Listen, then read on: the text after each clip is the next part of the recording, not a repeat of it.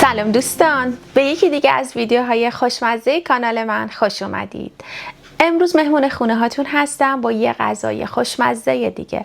قرار امروز کرفس پلو درست کنم. میدونم که خیلیاتون این غذا رو نخورید و شاید هم اصلا نمیشناسید این غذا رو، چون اکثرا ما با کرفس خورش کرفس درست میکنیم. اما امروز من قراره این پلو کرفس خوشمزه رو درست کنم که هم خیلی خوشمزه است و هم حسابی دل بره.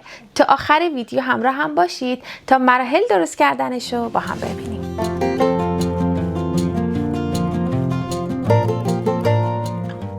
خب دوستان، تو مرحله اول ما از کرفسای ترد و تازه شروع میکنیم که من ساقه و برگای کرفس رو شستم، میخوام خردش کنم. قبل از خرد کردن بهتون بگم که بعضی از این ساقای کرفس اگه ترد و تازه نباشه و درشت باشه یه نخایی توش هست که سعی کنید حتما اون نخو قبل از اینکه کرفسامون رو خرد کنیم ازش جدا کنیم، چون بعد موقع خوردن حس میکنید زیر دندونتون. به خاطر همین برید به این شکل ازش جدا. الان من اینجا یه دونه از این ساقای کرفس رو دارم جدا میکنم ازش. این نخاش رو ببینید، این خیلی مهمه، حتما سعی کنید این نخا رو از ساقه های کرفس جدا کنید. خب من کلا کرفسم خیلی برگ نداشت، از اونجایی که خب تو هلند خیلی برگ کرفس رو نمیخورن، کرفس ها رو برگاشو میچینن. اکثرا اینجا با کرفس سوپ درست میکنم. من الان ساقه های درشت کرفس رو جدا میکنم و سعی میکنم از ساقه های تر و تازه و تردش استفاده کنم. این قسمتش که این شکلی سفید و ترده خیلی خوشمزه تر میشه. پس من اون قسمت های ترد و تازه شو جدا میکنم و میذارم کنار که بعد خوردش کنیم.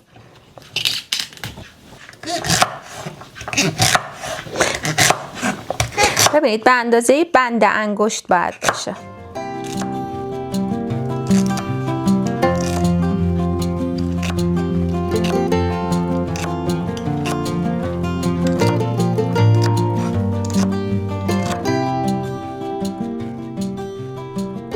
من ساقه‌های کرفس رو خرد کردم، آماده کردم، میذارم کنار و الان اینجا نیاز به جعفری تازه داریم که من از قبل شستم گذاشتم خوش شده. همراه برگای تر و تازه کرفس میخوام این جعفری ها رو خرد کنم که بعدا تو مرحله بعدی باید این جعفری و برگای کرفس هم تفت بدیم.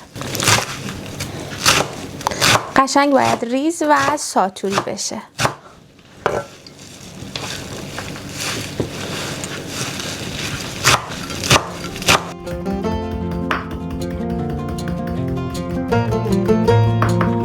سبزی‌ها رو خرد کردم به این اندازه و الان آماده است. مرحله بعدی خرد کردن مرغه که من از سینه مرغ میخوام استفاده کنم. حدوداً 2 تا سینه مرغ برای این مقدار از کرفس پلو کافیه.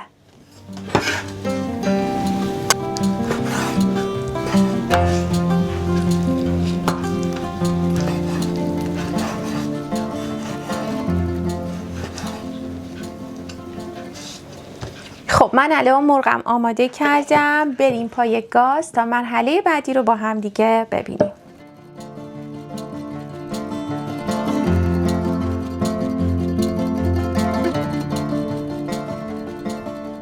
با یه دونه پیاز درشت که نگینی خرد کردیم شروع میکنیم. داخل مایتابه میریزم و یه مقدار روغن زیتون شروع میکنم به سرخ کردن پیازا. خب یه مقدار که پیازامون سبک و شفاف شد، کرفسایی که خرد کرده بودیم و بهش اضافه میکنیم. خوب هم میزنیم و یه مقدار که تفت خورد در مایتابه رو میذارم و اجازه میدم 5 دقیقه تا کرفس و پیاز حسابی به خورده هم بره و کرفسامون هم این وسط یه مقدار بپزه.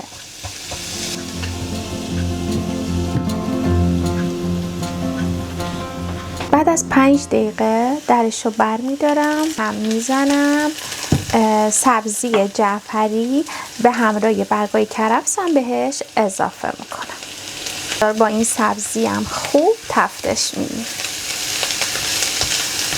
وای نگم از عطر و بویی که اینجا بلند شده. یه مقدار زردچوبه، فلفل سیاه و نمک اضافه میکنم. یه مقدار که با سبزی هم سرخش کردیم، مرغایی که نگینی خورد کردیم من بهش اضافه میکنم. من اول یه مقدار اینجا جا باز میکنم، مرغ رو تفت میدم و بعد مخلوط میکنم.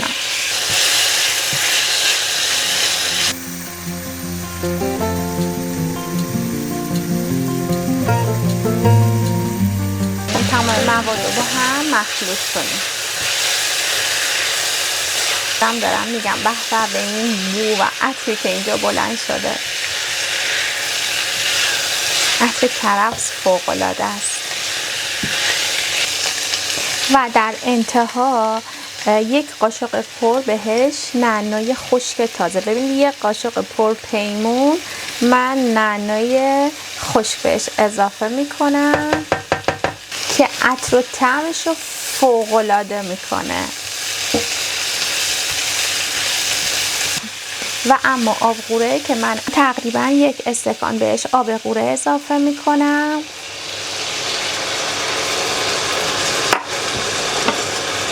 درشو میذارم و اجازه میدم 15 دقیقه قشنگ مواد به خورد هم بره.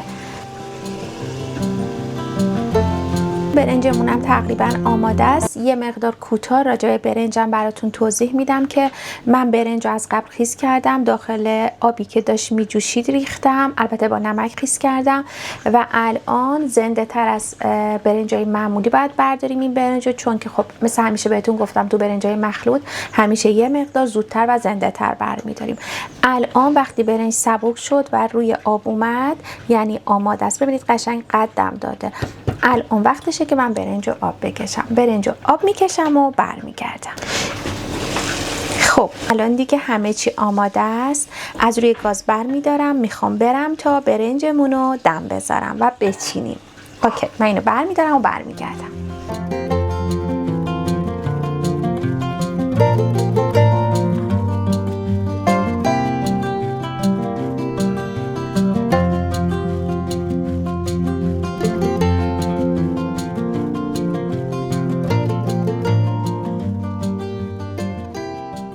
رسیدیم به مرحله آخر و چیدن برنجمون. ببینید من برای تدیک از نون سنگک استفاده کردم. بهتون از نزدیکم نشون میدم.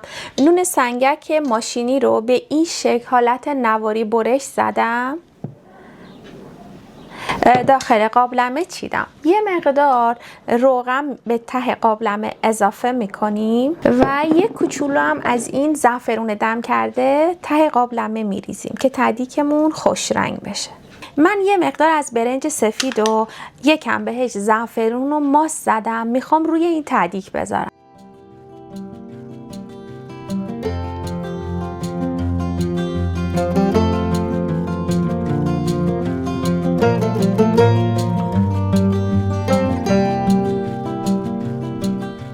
الان توی این مرحله 2 تا کار میتونیم انجام بدیم. یا مثل من همه برنج رو با موادی که درست کردیم مخلوط میکنیم، یا میتونید لایه لایه برنج بریزید و هر لایه یه مقدار از این مواد رو لاش بریزید. ولی من میخوام کلا برنج و این مواد رو با هم مخلوط کنم.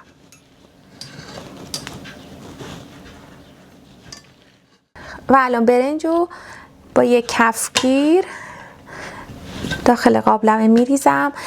این وسط یه توضیح راجع به برنجی که استفاده میکنم بدم. من خیلی کامنت میگیرم که شقایق برنجی که استفاده میکنی اسمش چیه و همیشه هم براتون توضیح دادم داخل کامنت ها. من از برنج رحمان استفاده میکنم، سالهاست از این برنج استفاده میکنم و واقعا ازش راضی هستم.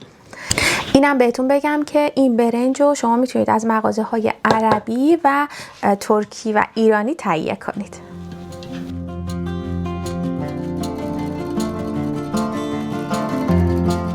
همه برنج رو داخل قابلمه ریختم، درشو میذارم و اجازه میدم حدوداً 45 دقیقه تا برنجمون دم بیاد. برنجمون که دم اومد سرو میکنم و برمیگردم.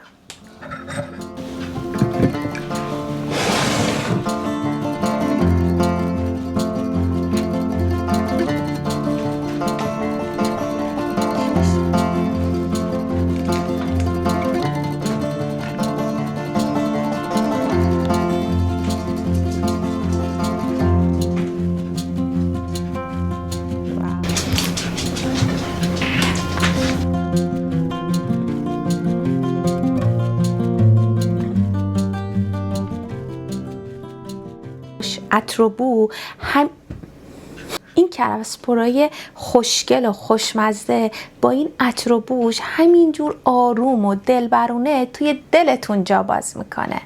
امیدوارم که از این ویدیوی من خوشتون بیاد، این غذای خوشمزه رو درست کنید و کنار عزیزاتون از خوردنش لذت ببرید. هر سوالی داشتید میتونید زیر همین ویدیو داخل کامنت ها از من بپرسید. مثل همیشه ممنون به خاطر لایک ها و کامنت های پر از مهرتون. تا یه ویدیوی دیگه با عشق آشپزی کنید، خوشمزه زندگی کنید.